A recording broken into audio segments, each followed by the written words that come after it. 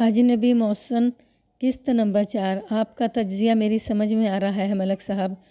وہ فکر مندی سے بولا، آپ کی باتیں سن کر میں یہ سوچنے پر مجبور ہو رہا ہوں کہ کہیں اس عورت نے تو رستم کی جان نہیں لی۔ ایسا ہو سکتا ہے چودھری صاحب، میں نے اس کی سوچ کی تصدیق کرتے ہوئے کہا۔ اس لیے تو میں ایک مرد اور ایک عورت کی تلاش میں ہوں تاکہ رستم اور کادو کی پراسرار موت کا معمہ حل کیا جا سکے۔ عورت نے کسی کو قتل کیا یا نہیں، لیکن وہ پچھلی رات رستم کے کمرے میں موجود ضرور تھی، اور کادو کی گردن کا منڈکا جس مہارت کے ساتھ توڑ کر اسے موت کے گھاٹ اتارا گیا ہے وہ کسی شوہزور مرد کا کام ہے۔ اگر کادو نہ مارا جاتا تو اس عورت کے بارے میں ساری معلومات فراہم کر سکتا تھا۔ چودھری سکندر نے ایک ٹھنڈی سانس خارج کرتے ہوئے کہا، وہ رستم کے ساتھ سائے کی طرح لگا رہتا تھا۔ یوں سمجھ لیں کہ رستم کادو پر بڑا بھروسہ کرتا تھا۔ آپ فکر نہ کریں چودھری صاحب، میں نے مضبوط لہجے میں کہا، میں بہت جلد آپ کو خوشخبری سناؤں گا۔ میرے لیے سب سے بڑی سکون کی خبر تو یہ ہوگی کہ رستم کا قاتل گرفتار ہو جائے اور اسے آپ عبرتناک سزا دلوائیں۔ ایسا ہی ہوگا، میں نے اس کے کندھے پر ہاتھ رکھتے ہوئے کہا، اور جانے کے لیے اٹھ کر کھڑا ہو گیا۔ اب مجھے اجازت دیں، میں بہت جلد دوبارہ حاضر ہوں گا۔ میں کتنا لاچار اور بد نصیب ہوں کہ آپ کو رخصت کرنے کے لیے حویلی کے گیٹ تک بھی نہیں جا سکتا۔ وہ بے بسی سے بولا، کوئی بات نہیں چودھری صاحب، میں نے اسے دلاسا دیا۔ میری دعا ہے کہ اللہ پاک جلد از جلد آپ کو صحت یاب کر دے تاکہ آپ حویلی کے گیٹ تک ہی نہیں بلکہ اس گاؤں سے باہر آنے جانے کے قابل بھی ہو جائیں۔ اللہ آپ کی زبان مبارک کرے ملک صاحب، وہ امید بھرے لہجے میں بولا۔ میں چودھری سکندر علی کو تسلی تشفی دینے کے بعد حویلی سے نکل آیا اور راشد کے ہمراہ ماسی نوری کے گھر کی جانب روانہ ہو گیا۔ نوری کی عمر کے بارے میں جان لینے کے بعد اس عمر کے امکانات صفر کے برابر رہ گئے تھے کہ گزشتہ شب وہ رستم کے کمرے میں ڈیرے پر موجود ہوگی، لیکن یہ دو افراد کے پراسرار قتل کا معاملہ تھا، لہذا تفتیش کے معمولی سے امکان کو نظر انداز کرنا ایک سنگین غلطی ہوتی۔ اگر نوری کی چیکنگ باقی رہ گئی تھی تو مجھے ہر حال میں اس کام کو مکمل کرنا تھا۔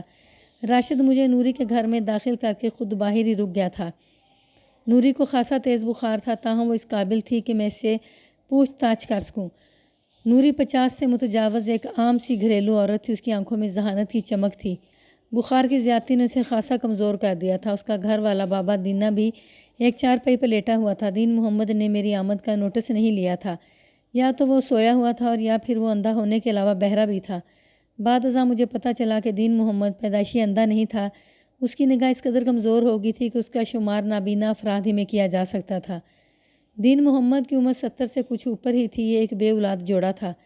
میں نے نوری کو اپنی آمد کی غرض و غایت سے آگاہ کرنے کے بعد کہا، ماسی میں تمہاری کلائیاں چیک کرنا چاہتا ہوں، ذرا اپنی آستین اوپر چڑھا لو۔ نوری کادو اور چودھری رستم کو پیش آنے والے واقعے سے آگاہ تھی۔ وہ میرے حکم کی تعمیل کرتے ہوئے الجھن زدہ لہجے میں مستفسر ہوئی، تھوڑی دیر پہلے ایک عورت مجھے بتا کر گئی ہے کہ آپ نے گاؤں کی ساری عورتوں کو چودھری صاحب کی حویلی میں بلا کر ان کی کلائیاں چیک کی ہیں، یہ کیا چکر ہے؟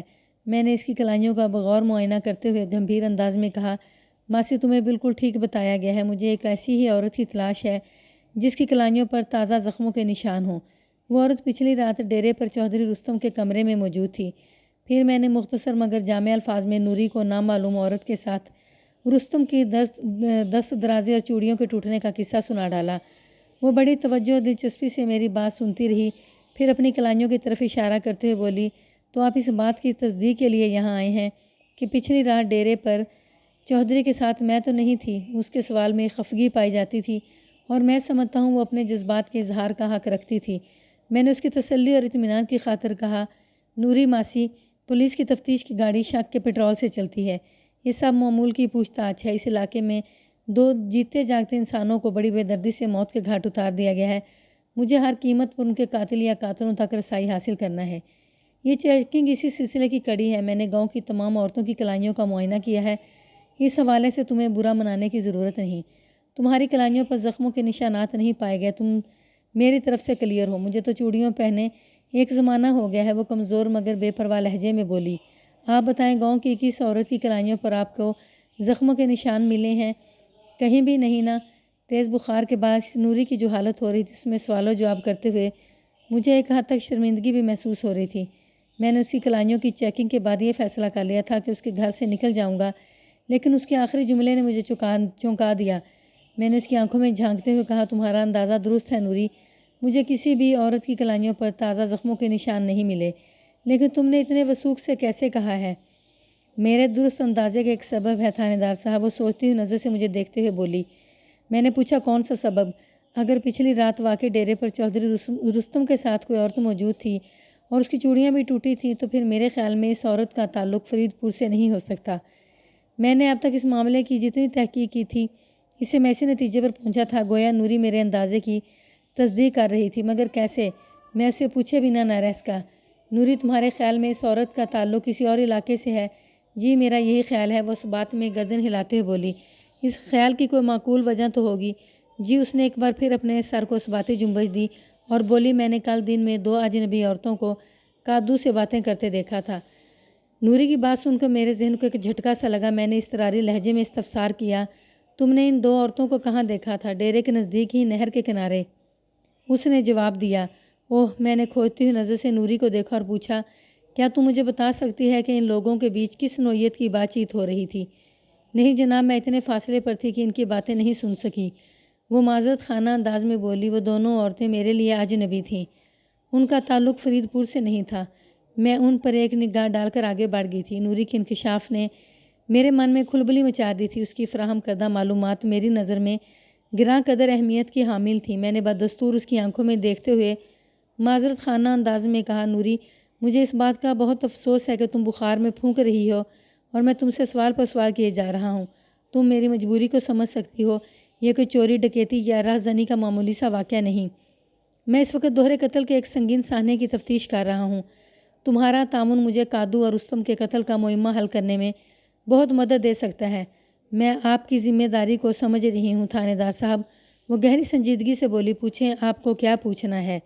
یہ تو طے ہو گیا کہ کل تم نے جن 2 عورتوں کو کادو کے ساتھ دیکھا تھا وہ فرید پور کی وسنیک نہیں ہے، میں نے ٹھہرے ہوئے لہجے میں کہا۔ بس تم مجھے ان عورتوں کے حلیے کے بارے میں بتا دو تاکہ میں انہیں تلاش کرنے میں مجھے آسانی ہو جائے۔ تم نے ان لوگوں کی بات چیت نہیں سنی مگر ان عورتوں کی شکلیں تو غور سے دیکھی ہوں گی؟ جی دیکھی تھیں، اور چونکہ وہ دونوں میرے لیے اجنبی تھی اس لیے کچھ زیادہ ہی غور سے دیکھی تھیں، نوری نے جواب دیا اور بتانے لگی۔ ان میں سے ایک عورت ادھیڑ عمر تھی اور اس کی رنگت گندمی تھی، جبکہ دوسری ایک خوبصورت گوری چٹی جوان لڑکی تھی۔ لڑکی کا قد مناسب سے نکلتا ہوا تھا، اسے دراز قامت کہا جا سکتا تھا، اور وہ دبلی پتلی تھی، مگر اس کی ساتھی ادھیڑ عمر عورت پستہ کامر اور قامت اور حد سے زیادہ موٹی تھی۔ اس کی لمبائی چوڑائی میں زیادہ فرق نہیں تھا، وہ ایک بڑے سائز کا فٹ بال نظر آتی تھی۔ میں اس سے زیادہ تفصیل آپ کو نہیں بتا سکتی ان کے بارے میں، میرے ذہن میں جو کچھ تھا وہ میں نے آپ کو بتا دیا ہے، یہ بھی کافی ہے نوری، میں نے تشکر آمیز انداز میں کہا۔ تم نے ان عورتوں کے حلیوں اور قد و قامت کو بڑی وضاحت کے ساتھ میرے ذہن میں نقش کر دیا ہے۔ میں سرکاری آرٹسٹ سے ان کے خاکے بنوا کر انہیں تلاش کرنے کی کوشش کروں گا۔ تم سے بس میرا آخری سوال ہے۔ لمحاتی توقف کر کے میں نے ایک اطمینان بھری سانس لی، پھر اس سے پوچھا، نوری، ان اجنبی عورتوں نے کس قسم کے لباس پہن رکھے تھے؟ گوری چٹی دراز قد کی لڑکی نے گرم پھولدار قمیض کے ساتھ کالی شلوار پہن رکھی تھی، نوری نے بتایا۔ علاوہ ازیں اس نے کالے ہی رنگ کی گرم شال بھی اوڑھ رکھی تھی، جبکہ اس کے ساتھی ادھیڑ عمر عورت نے گہرے بھورے رنگ کی شلوار قمیض پہن رکھی تھی۔ اس موٹی عورت نے لباس کے اوپر نیلے رنگ کا اونی سویٹر بھی پہنا ہوا تھا، اس کے سر پر سفید دوپٹہ تھا۔ بس ٹھیک ہے، میں اٹھ کر کھڑا ہو گیا، تمہاری بتائی ہوئی تفصیل سے کام چل جائے گا، میں نے کہا۔ نوری، پولیس سے اس تعاون کے لیے میں تمہارا شکر گزار ہوں، اللہ پاک جلد از جلد تمہیں اس بخار سے نجات دلائے۔ آمین، وہ دھیرے سے بولی۔ میں اس کے گھر سے نکل آیا۔ فرید پور میں میرا کام ایک لحاظ سے ختم ہو گیا تھا، اب مجھے پہلی فرصت میں 2 اجنبی عورتوں کا سراغ لگانا تھا۔ اگر وہ دونوں یا ان میں سے ایک بھی میرے ہتھے چڑھ جاتی تو میں بآسانی کادو اور چودھری رستم کے قتل کے راز سے پردہ اٹھا سکتا تھا۔ جب میں تھانہ صدر پہنچا تو مغرب کی اذان ہو رہی تھی۔ میں پچھلے 18-20 گھنٹے سے مسلسل مصروف کار رہا تھا۔ یہ ٹھیک ہے کہ اس دوران میں پیٹ پوجا کرنے کا تھوڑا بہت آسرا ہو گیا تھا، لیکن آرام کرنے کا ذرا سا بھی موقع نہیں مل سکا تھا۔ میں تھک کر چور ہو چکا تھا، لہذا تھانے پہنچتے ہی ضروری اندراج کے بعد میں نے اپنے کوارٹر کا رخ کیا۔ جیسا کہ میں نے ابتدا میں آپ کو بتایا تھا کہ وہ موسم سرما کے دن تھے اور دسمبر کا مہینہ اپنا نصف سفر طے کر چکا تھا۔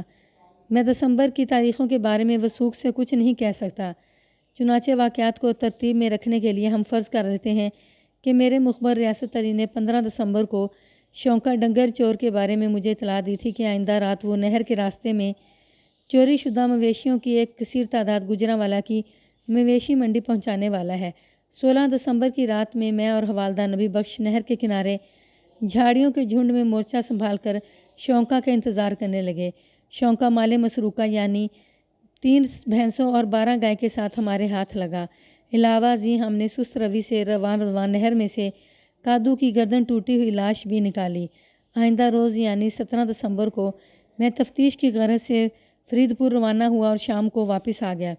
اگلی صبح یعنی 18 دسمبر کو میں نے سرکاری فوٹوگرافر اور ایک آرٹسٹ کو تھانے بلایا۔ مذکورہ آرٹسٹ پین ورک میں ید طوبہ رکھتا تھا۔ میں نے اس سے پہلے کئی بار اس سے مدد لے چکا تھا۔ اس کے بنائے ہوئے خاکے اصل شخصیت سے بہت قریب ہوتے تھے۔ اس آرٹسٹ کا نام نصیر علی تھا۔ میں نے نوری سے حاصل ہونے والی اجنبی عورتوں کے حلیوں اور قد و قامت کی تفصیلات نصیر اور آفتاب کو بتانے کے بعد کہا، نصیر تم ان دونوں عورتوں کے خاکے تیار کرو گے۔ پھر میں نے اپنا روئے سخن سرکاری فوٹوگرافر کی جانب موڑتے اضافہ کیا، آفتاب تم نصیر کے بنائے ہوئے تصویری خاکوں کے درجن بھر پرنٹ تیار کرو گے۔ تم لوگ میری بات سمجھ رہے ہو نا؟ وہ بیک زبان ہو کر بولے، جی ملک صاحب ہم اچھی طرح سمجھ گئے آپ ہم سے کیا چاہتے ہیں۔ آج کا سورج غروب ہونے سے پہلے مجھے رزلٹ چاہیے۔ میں نے تاکیدی نظر سے باری باری ان دونوں کی طرف دیکھا۔ آپ بے فکر ہو جائیں ملک صاحب، نصیر نے کہا۔ آفتاب بولا، ہم آپ کو مایوس نہیں کریں گے۔ میں نے انہیں رخصت کر دیا تو ایک کانسٹیبل نے میرے پاس آ کر بتایا، ملک صاحب شونکا آپ سے کوئی بات کرنا چاہتا ہے۔ تم لوگوں نے ان تینوں کی خاطر تواضع میں کوئی کمی تو نہیں چھوڑی؟ میں نے خیر نظر سے کانسٹیبل کی طرف دیکھا جس کی شونکا مجھ سے شکایت کرنا چاہتا ہے۔ نہیں جناب، ہم نے ہر طرح سے شونکا اور اس کے ساتھیوں کا خیال رکھا ہوا ہے۔ وہ میری بات کی تہہ میں اترتے ہوئے باچھیں پھیلا کر بولا، لیکن لگتا ہے ہماری مہمان نوازی اسے پسند نہیں آ رہی۔ وہ آپ سے بات کر کے یہاں سے رخصت ہونا چاہتا ہے۔ یہاں سے رخصت ہو کر تو وہ سیدھا جیل جائے گا، میں نے حتمی لہجے میں کہا۔ البتہ اس سے بات کرنے میں کوئی حرج نہیں ہے، اسے یہاں لے کر آؤ۔ 5 منٹ کے بعد شونکا میرے سامنے حاضر تھا۔ اس کی حالت سے ظاہر ہوتا تھا کہ حوالات میں باقاعدگی کے ساتھ اس کی خاطر مدارت ہو رہی تھی۔ میں نے جب اس سے پوچھا کہ وہ مجھ سے کیا بات کرنا چاہتا ہے تو اس نے روتی دھوتی کہانی سنا کر مجھ سے معافی کی درخواست کی۔ تھانے دار صاحب میں وعدہ کرتا ہوں کہ میں ویشیوں کی چوری والا پیشہ ہمیشہ کے لیے چھوڑ دوں گا اور یہ تمام جانور بھی ان کے مالکان تک پہنچا دوں گا۔ بس آپ مجھے معاف کر کے یہاں سے جانے دیں۔ یہ مذموم دھندا ترک کرنے میں تم کس حد تک راستے کے اہل نیت ہو یہ صرف خدا جانتا ہے یا تم جانتے ہو۔ میں نے صاف گوئی سے کام لیتے ہوئے کہا، یا پھر مستقبل قریب میں تمہارے کردار کو دیکھ کر اندازہ لگایا جا سکے گا کہ تم اپنی زبان کے کتنے دھنی ہو۔ میں جو کہہ رہا ہوں وہ سچ کر دکھاؤں گا۔ وہ بڑے اعتماد سے بولا، مگر مجھے تمہاری بات کا یقین کر کے نہیں کہ میں تمہیں کیسے چھوڑ دوں۔ میں نے 2 ٹوک انداز میں کہا، آپ مجھے چھوڑ نہیں سکتے تو پھر حوالات میں رہتے ہوئے مجھے کام کرنے دیں۔ وہ منت ریز لہجے میں بولا، میں ثابت کر دوں گا کہ میں جھوٹا نہیں ہوں۔ میں نے الجھن زدہ نظر سے اس کی طرف دیکھا اور پوچھا، تم حوالات میں بیٹھ کر کیا کام کرنے کا ارادہ رکھتے ہو؟ میں نے یہ 42 ڈنگر قرب و جوار کے گاؤں سے دیہات سے چوری کیے ہیں۔ وہ اپنے منصوبے کی وضاحت کرتے ہوئے بولا، میں آپ کی قید میں رہ کر ان مویشیوں کے اصل مالکان تک انہیں پہنچا سکتا ہوں۔ کیا تم کسی قسم کا جادو جانتے ہو؟ میں نے گھور کر اس کی طرف دیکھا۔ مجھے بیوقوف سمجھتے ہو؟ ایسی کوئی بات نہیں تھانے دار صاحب، وہ گہری سنجیدگی سے بولا۔ میں اور میرے دونوں ساتھی الیاس اور افضل اچھی طرح جانتے ہیں کہ ہم نے کون سا ڈنگر کہاں سے چرایا ہے، اور تو تم یہ کہنا چاہ رہے ہو کہ میں نے اس کی بات مکمل ہونے سے پہلے ہی غسیلے انداز میں کہا کہ میں تمہیں حوالات میں بند رکھ کر تمہارے دونوں ساتھیوں کو چوری کے جانوروں سمیت یہاں سے جانے دوں؟ یہ لوگ ان مویشیوں کو ان کے مالکان تک پہنچا کر واپس آئیں گے اور مجھے رپورٹ دیں گے کہ تھانے دار صاحب ہم نے سب کے جانور واپس کر دیے، اب آپ ہمارے سرغنہ کو چھوڑ دیں تاکہ ہم شریفانہ زندگی کا آغاز کر سکیں۔ تمہارے ذہن میں یہی منصوبہ ہے نا؟ نہیں تھانے دار صاحب، وہ نفی میں گردن جھٹکتے ہوئے بولا، میں آپ سے کچھ اور کہنا چاہتا ہوں، آپ میری بات تو سنیں۔ ٹھیک ہے سناؤ، میں نے کرخت لہجے میں کہا اور ٹٹولنے والی نظر سے اسے تکنے لگا۔ آپ میرے کسی ایک ساتھی کو اپنے عملے کے کسی ہوشیار بندے کے ساتھ یہاں سے جانے کی اجازت دے دیں۔ وہ اپنی تجویز کی وضاحت کرتے ہوئے بولا، میرا بندہ آپ کے آدمی کی نگرانی میں ایک ایک کے مویشی کو مالک کو جا کر بتائے گا کہ اس کا جانور تھانے میں ہے، وہ جا کر وہاں سے وصول کر لے۔ اس طرح ہر شخص یہاں آ کر اپنا جانور لے جائے گا، یعنی تمام مویشی اپنے اصل مالکان تک پہنچ جائیں گے۔ اس کے بعد تو میں آپ سے اپنی خطائیں معاف کرانے کا حق رکھتا ہوں نا تھانے دار صاحب؟ اس کی پیشکش سے نیک نیتی کی بو آتی تھی۔ میں نے سرسری انداز میں کہا، شونکا آج تو میں کسی اور معاملے میں الجھا ہوا ہوں اور یہ دن بے حد مصروف گزرے گا، تمہاری تجویز میں دم ہے، میں کل اس سلسلے میں تم سے بات کروں گا۔ وہ حد سے زیادہ میرا شکریہ ادا کرنے لگا۔ میں نے اسے واپس حوالات میں بھیج دیا اور حوالدار نبی بخش کو اپنے پاس بلا کر ہدایت کر دی کہ شونکا اور اس کے دونوں ساتھیوں کو دال روٹی پر ٹرخائیں ان کی زیادہ خاطریں کرنے کی ضرورت نہیں ہے۔ جو حکم ملک صاحب، وہ میری خیز انداز میں بولا۔ میں نے شونکا سے اپنا قرض ماسود وصول کر لیا ہے۔ تم کون سے قرض کی بات کر رہے ہو نبی بخش؟ میں نے چونک کر حوالدار کی طرف دیکھا۔ کیا تم نے پہلے سے اسے کوئی رقم دے رکھی ہے؟ نہیں ملک صاحب، ایسی کوئی بات نہیں۔ وہ ذومعنی انداز اختیار کرتے بولا، یہ رقم کا نہیں، کوئی دوسرا حساب کتاب ہے۔ اس کمبخت کے انتظار میں اس برفیلی رات میرا ایک ایک جوڑ اکڑ کر رہ گیا تھا۔ میں نے شونکا کے ایک ایک جوڑ پر اپنے ہاتھ پاؤں کی تباہ آزمائی کر کے دل کی بھڑاس نکال لی ہے۔ تو اس کا مطلب یہ ہوا کہ جب کادو کی پوسٹ مارٹم شدہ لاش ہسپتال سے یہاں پہنچے گی تو میں اسے بھی تھوڑی دیر کے لیے تمہارے حوالے کر دوں۔ میں نے طنزیہ لہجے میں کہا، اس رات کادو کی لاش کو نہر سے نکالتے وقت بھی تمہیں بے پناہ سردی لگی تھی اور تمہارے آدھے سے زیادہ لباس بھی بھیگ گیا تھا۔ کادو کی لاش سے حساب چکتا کرنے کے لیے بھی تمہارے من میں بہت سے ارمان مچل رہے ہوں گے، ہے نا؟ میری اس گہری چوٹ پر وہ شرمندہ ہو کر رہ گیا۔ دوپہر کے بعد بھولا پہلوان مجھ سے ملنے تھانے چلا آیا۔ اس کا اصل نام صدیق تھا، مگر وہ بھولا پہلوان کے نام سے مشہور تھا۔ کچھ لوگ اسے کالا بھولا یا کالا پہلوان بھی کہتے تھے، اور اس سے ملاقات کے بعد مجھے اس ٹائٹل کا سبب بھی معلوم ہو گیا۔ وہ ایک صحت مند گبرو جوان تھا، جیسا کہ عموماً شاہ زور ہوا کرتے ہیں، مگر اس کی رنگت سیاہ تھی۔ بھولا بہت ہی سادہ مزاج انسان تھا۔ چودھری سکندر نے اس کے بارے میں جو کچھ مجھے بتایا وہ منومات درست تھا۔ میں لگ بھگ آدھے گھنٹے تک گھما پھرا کر بھولا سے مختلف نوعیت کے سوال کرتا رہا۔ اس دوران میں فن پہلوانی اور مختلف داؤ پیچ بھی زیر بحث آئے۔ جب مجھے یقین ہو گیا کہ بھولا کسی بھی طور کادو کے قتل میں ملوث نہیں اور نہ ہی رستم کی موت میں اس کا ہاتھ ہے تو میں نے اسے جانے کی اجازت دے دی۔ تاہم اس پر نفسیاتی دباؤ رکھنے کی غرض سے میں نے کہا، بھولا میں اس وقت تو تمہیں جانے دے رہا ہوں، لیکن جب بھی بلاؤں تمہیں تھانے آنا ہوگا، اور اس دوران میں تم نے تھانے میں پیشگی اطلاع دیے بغیر فرید پور سے باہر کہیں نہیں جانا، ٹھیک ہے تھانے دار صاحب؟ وہ اپنی گردن کو فرما بردانہ جنبش دیتے ہوئے بولا، آپ جیسا کہہ رہے ہیں میں ویسا ہی کروں گا۔ کادو کی لاش تو نہر کے پانی میں بہتی ہوئی یہاں تک پہنچی تھی۔ میں نے اس کے چہرے پر نگاہ جماتے ہوئے تیکھے انداز میں کہا، اس کی گردن پر سے قاتل کی انگلیوں کے نشانات دھل دھل آگے تھے، لیکن جو رینچ پانا ٹیسٹ کے لیے لیبارٹری گیا ہوا ہے اس کے دستے پر قاتل کی انگلیوں کے نشانات موجود ہیں۔ تو میری بات سمجھ رہے ہو نا؟ جی تھانے دار، میں سمجھ رہا ہوں، وہ بڑے اعتماد کے ساتھ بولا۔ مجھے یقین ہے کہ اس رینچ کے دستے پر آپ کو میری انگلیوں کے نشانات نہیں ملیں گے۔ اللہ کرے ایسا ہی ہو، میں نے ٹھہرے ہوئے لہجے میں کہا۔ میں بھی نہیں چاہتا کہ تم کسی مصیبت میں پھنسو۔ تم ایک اچھے انسان ہو، اور اس سے بڑھ کر یہ کہ تم فرید پور کی آبرو ہو، وہاں کے وسنیکوں کو تم پر بڑا مان ہے۔ آپ فکر نہ کریں تھانے دار صاحب، وہ معتدل انداز میں بولا، میں فرید پور کی آبرو پر کبھی کوئی حرف نہیں آنے دوں گا، اور وہاں کے وسنیکوں کا مان بھی سدا قائم و دائم رہے گا۔ شاباش، میں نے ستائشی نظر سے اس کی طرف دیکھا اور کہا، مجھے امید ہے کہ تم جیسا کہہ رہے ہو ویسا کر کے بھی دکھاؤ گے۔ اس نے میری ہدایت پر عمل کرنے کا وعدہ کیا اور رخصت ہو گیا۔ انگلیوں کے نشانات والی بات میں نے اس پر دباؤ ڈالنے کے لیے کہی تھی، ورنہ جیسا کہ میں نے پہلے بتایا اس زمانے میں فنگر پرنٹس اٹھانے کا رواج عام نہیں ہوا تھا۔ بعض اوقات حالات کے تقاضوں کے مطابق معاملات کو نپٹانے کے لیے ہمیں تھوڑی بہت غلط بیانی سے بھی کام لینا پڑتا ہے۔ سپہر میں دونوں پوسٹ مارٹم شدہ لاشیں ہسپتال سے پہنچا دی گئیں۔ پوسٹ مارٹم کی ابتدائی رپورٹ نے میرے تمام تر اندازوں کی تصدیق کر دی تھی۔ قادر عرف کادو کی موت گردن کا منکا ٹوٹنے ہی سے واقع ہوئی تھی، اور اس کی فوری موت کا وقت 16 دسمبر کی رات 10 اور 12 بجے کے درمیان بتایا گیا تھا۔ دوسرے مقتول یعنی چودھری رستم کی موت کا بھی یہی وقت بتایا گیا تھا، یعنی ان دونوں مالک اور ملازم کو یکے بعد دیگرے ہلاک کیا گیا تھا۔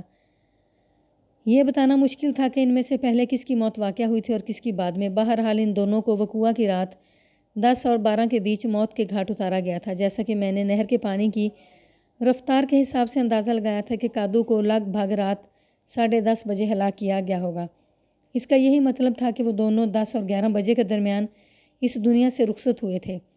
کیمیکل ایگزامینر کی رپورٹ کے مطابق بوقت رخصت رستم شراب کے نشے میں دھت تھا۔ اس کے معدے میں سے بھی میں نوشی کے بڑے واضح ثبوت ملے تھے۔ نشے ہی کی حالت میں عقب سے اس کی کھوپڑی پر بھاری آہنی رینچ پانے سے وار کر کے اسے موت کی نیند سلا دیا گیا تھا۔ آلہ قتل یعنی رینچ کے سر پر جو خون نکلا تھا وہ رستم کے خون سے میچ کر گیا تھا، اور اسی خون کے اندر چپکے ہوئے بالوں کا جب رستم کے بالوں سے موازنہ کیا گیا تو یہ بات پایہ ثبوت کو پہنچ گئی کہ وہ رستم ہی کے بال تھے۔ میں نے ضروری کارروائی کے بعد دونوں مقتولین کی لاشوں کو راشد، منہاس اور اپنے عملے کے ایک شخص کی نگرانی میں شام سے پہلے موضع فرید پور روانہ کر دیا۔ راشد اور منہاس آج دوپہر کے بعد ایک تانگے پر سوار ہو کر تھانے آئے تھے۔ ان کی آمد کا مقصد لاشوں کی وصولی ہی تھا۔ پوسٹ مارٹم اور لیبارٹری ٹرسٹ کی رپورٹ نے اگرچہ میرے اندازوں کی تصدیق کر دی تھی، تاہم تفتیش کی گاڑی بیابان علاقے میں ایک ویران اسٹیشن پر پہنچ کر رک گئی تھی اور میں سوچ رہا تھا کہ اس گاڑی کو آگے کس سمت لے جاؤں۔ میں اس تفتیشی گاڑی کا ڈرائیور تھا، اس لیے تمام تر سوچ و بچار بھی مجھے ہی کرنا تھی۔ نوری ماسی کی فراہم کردہ معلومات میرے لیے روشنی کی ایک کرن موجود تھی۔ اگرچہ وہ تیز بخار کی لپیٹ میں تھی، تاہم اس سے حاصل ہونے والی ملاقات حاصل نہیں رہی تھی، بلکہ اگر یہ کہا جائے کہ ابھی تک میری تفتیش کا حاصل یہی ملاقات ہی تھی تو بے جانا ہوگا۔ نوری ماسی نے 16 دسمبر کی دوپہر میں 2 عورتوں کو نہر کے کنارے ڈیرے کے نزدیک کادو کے ساتھ باتیں کرتے دیکھا تھا اور اسی رات یہ دونوں افراد موت کے گھاٹ اتار دیے گئے تھے، اور چودھری رستم کے کمرے میں بھی کسی عورت کی موجودگی کے ناقابل تردید ثبوت ملے تھے۔ یہ بھی ثابت شدہ تھا کہ وقوعہ کی رات رستم کے کمرے میں پائی جانے والی عورت کا تعلق فرید پور سے نہیں تھا۔ گھوم پھر کر معاملہ انہی 2 اجنبی عورتوں پر آ کر ٹھہر جاتا تھا، جن میں ایک پستہ قامت اور حد سے زیادہ موٹی تھی، جبکہ دوسری دراز قد، گوری چٹی اور دبلی پتلی تھی۔ میں نے اپنے لوگوں سے ان دونوں عورتوں کے درجن بھر خاکے تیار کروا لیے تھے، جن کی مدد سے مجھے ان دونوں کو تلاش کرنا تھا۔ اگر وہ دونوں یا ان دونوں میں سے کوئی ایک بھی میرے ہتھے چڑھ جاتی تو دوہرے قتل کی اس واردات کا معمہ حل ہو سکتا تھا۔ یہ بات تو طے ہو گئی تھی کہ ان کا فرید پور سے کوئی تعلق نہیں تھا۔ اس کا ایک ہی مطلب تھا کہ وہ کسی اور علاقے سے وہاں پہنچی تھی۔ ایک سوال یہ بھی تھا کہ اگر وہ مقتول کادو کے ساتھ باتیں کر رہی تھیں تو کیا کادو انہیں جانتا تھا؟ اس سوال کا سب سے مناسب جواب تو کادو ہی دے سکتا تھا، لیکن وہ ہمیشہ کے لیے سوال و جواب کی پہنچ سے نکل چکا تھا، لہٰذا یہ جواب بھی مجھے ہی تلاش کرنا تھا۔ آئندہ روز کی منصوبہ بندی کرتے ہوئے میں تھانے سے اٹھ کر اپنے کوارٹر میں چلا گیا۔